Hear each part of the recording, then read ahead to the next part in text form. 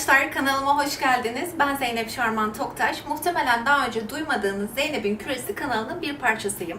Bu kanalda sizlerle eğlenceli, renkli ve gerçekten yapmaktan hoşlanacağınız kendin yap fikirlerini yapmaya çalışacağım ve sizlerle paylaşacağım. Bugün de ilk çalışmam olarak Kedili kitap ayracı yaptım. Hazırsak malzemeleri görüp çalışmaya geçelim.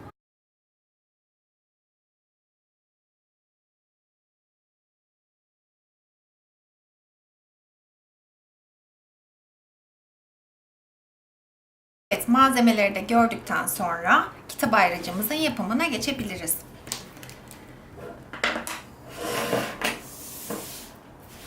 Öncelikle seçtiğim fon kartonunu 4,5 santim olarak ayarlayacağım.